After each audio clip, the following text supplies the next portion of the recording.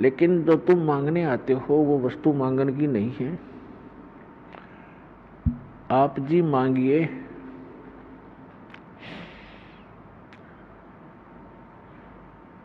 भक्ति दान गुरु दीजियो देवन के देवाओ।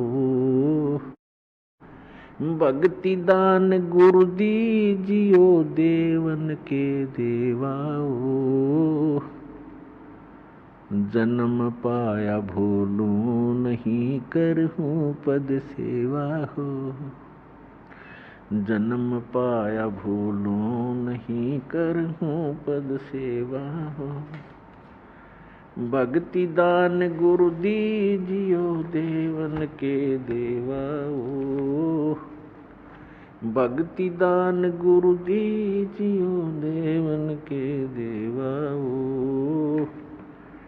जन्म पाया भूलूं नहीं करहूं पद सेवा हो। जन्म पाया भूलूं नहीं करहूं पद सेवा हो।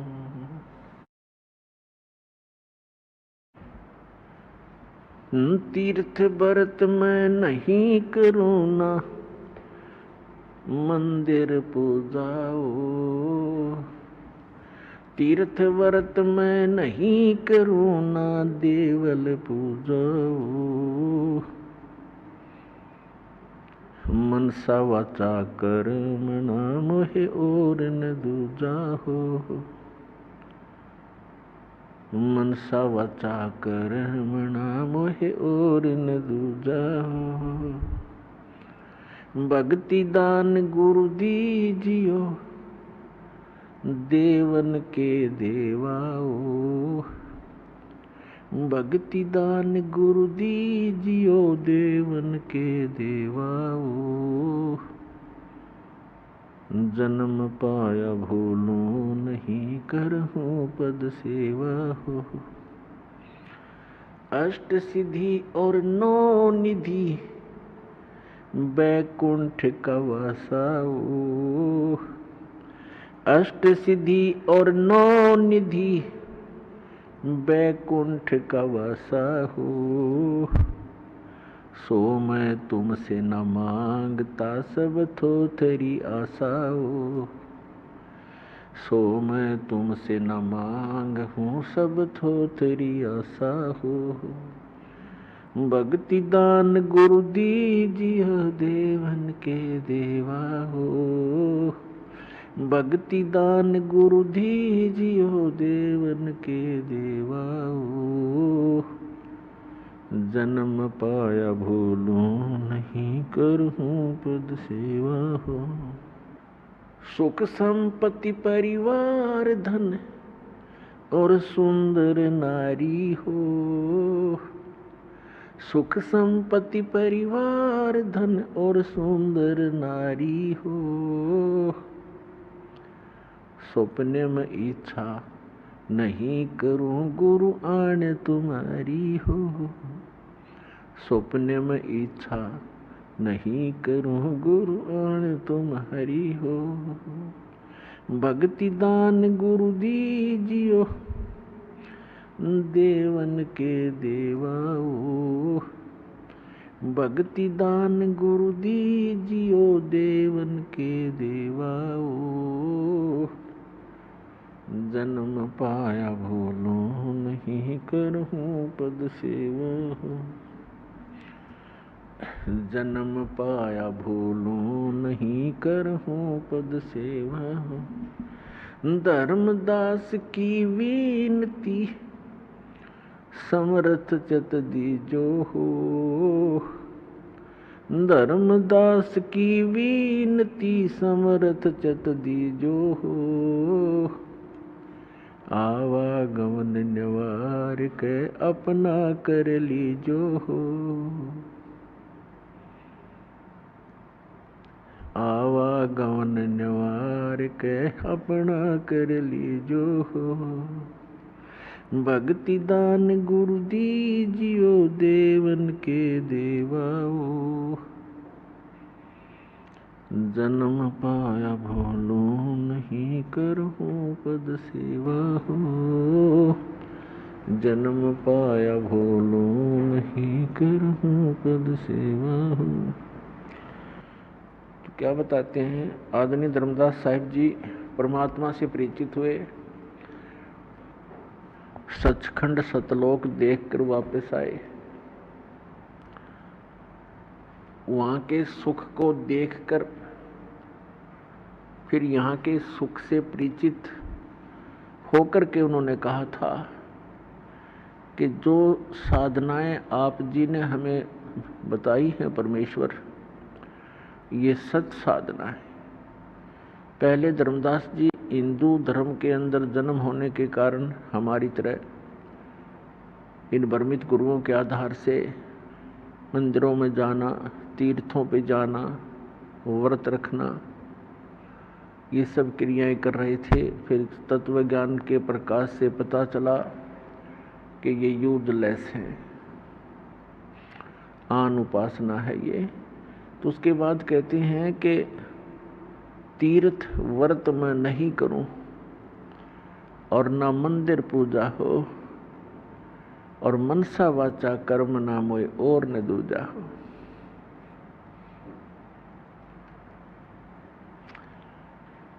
कि परमात्मा आपके अतिरिक्त, आपके बताए गए भक्ति मार्ग के अतिरिक्त मनसा वाचा कर्मणा यानी 3 वचन से भी मैं कभी भी अन्य साधना नहीं करूंगा। फिर बताते हैं अष्ट सिद्धि और 9 निधि और वैकुंठ का वासा हो, स्वर्ग की प्राप्ति भी दाता मैं नहीं चाहूंगा, क्योंकि स्वर्ग में गए हुए प्राणी भी अपना पुण्य नाश करके पुनः फिर पृथ्वी पर आते हैं कष्ट भोगने के लिए, अपने पाप कर्मों का कष्ट उठाने के लिए। परमेश्वर कबीर जी ने अपने तत्व ज्ञान में बताया है कि जितने भी स्वर्ग हैं ऊपर के लोकों में, वो ऐसे समझो जैसे रेस्टोरेंट होते हैं। जैसे गर्मियों के मौसम में धनी लोग कुल्लू मनाली शिमला साइड में चले जाते हैं, 50-60 हज़ार रुपये ले जाते हैं 2 महीने के लिए, महीने के लिए। वहाँ होटल में कमरा बुक करा लेते हैं किराए पर। सब कुछ उनकी जेब से खर्च होता है, वहाँ उनका फील्ड नहीं है, वो वहाँ इनकम नहीं कर सकते, केवल खर्च ही कर सकते हैं। और बैठकर अपनी पूंजी का वो प्रयोग कर सकते हैं, उसको खर्च कर सकते हैं, और वहाँ के वातावरण का वो कुछ समय के लिए आनंद उठा सकते हैं अपनी पूंजी से। और जब उनकी पूंजी खिसक जाती है, ख़त्म हो जाती है, अपने आप वहाँ से चलने के लिए विवश हो जाते हैं और अपने कर्म क्षेत्र में आकर के फिर वो सारा वर्ष 10-11 महीने फिर से प्रयत्नशील रहते हैं। धन बचा तो वो बकवादों के लिए तो वहाँ जा पाएंगे पुनः वो शिमला में अगले महीने, और नहीं बचा तो रोटी के भी समस्या हो सकती है, तो वो भी गई सुविधाएं। तो इस प्रकार परमात्मा ने बताया है कि आप जी जो धर्म करते हैं और ये अन्य साधनाएं जो करते हो अन्य देवताओं की, ये केवल आपको स्वर्ग प्राप्ति तक करा देंगे, और आप स्वर्ग में अपने पुण्यों को जैसे शिमला और कुल्लू मनाली के अंदर रेस्टोरेंट में अपना भौतिक धन नाश करते हैं, वहाँ आध्यात्मिक धन नाश होता है। और वहाँ के होटल के मालिक जो भी देव हैं वो आपसे चार्जिंग लेते हैं आपके पुण्यों से, और वहाँ का किराया लेते हैं, तब आपको वहाँ की सुविधाएं उपलब्ध करा देते हैं। और अपनी पूंजी अपने पुण्य को नाश करके समाप्त करके प्राणी पुनः फिर यहीं पृथ्वी लोक पर गधे कुत्ते सुअर की योनि में भटक रहा होता है। तो यहाँ क्या बताते हैं कि अष्ट सिद्धि और 9 निधि वैकुंठ का वासा हो, स्वर्ग का निवास भी मुझे नहीं चाहिए। सो मैं तुमसे ना मांग हूं, सब थोथरी आशा हो। ये सब थोथी आशाएं हैं, ये यूजलेस हैं, ये स्थायी सुख नहीं है।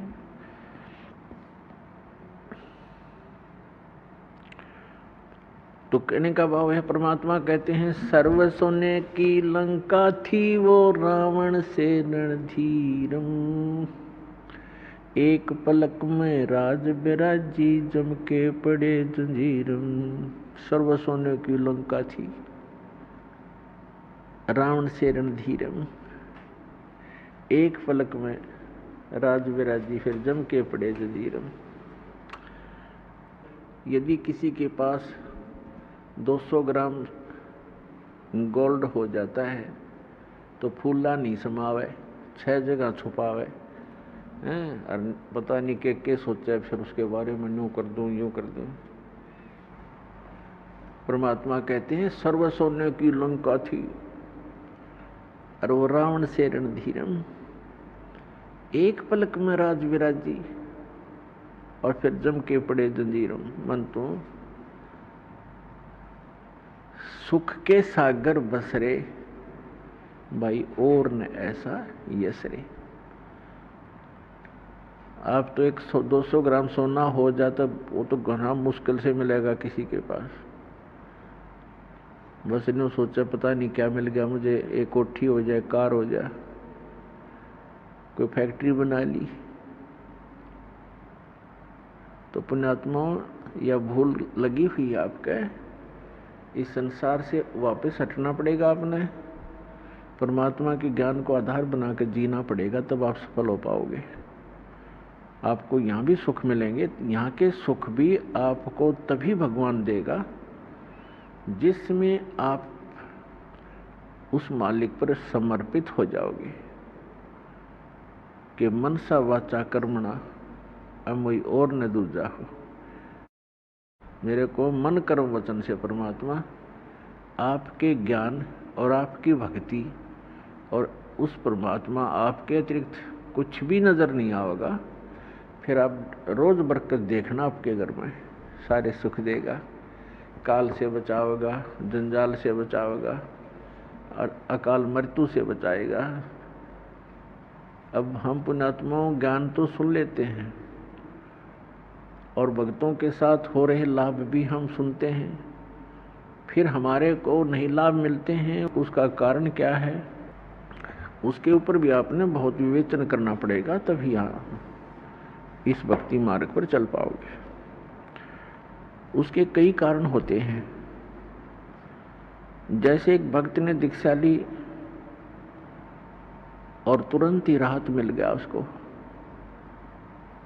और दूसरे भक्त ने दीक्षा उसी दिन ली और 6 महीने हो गए उसको राहत नहीं मिल पा रहा है। तो पुण्यात्माओं राहत तो मिलेगी उसको भी।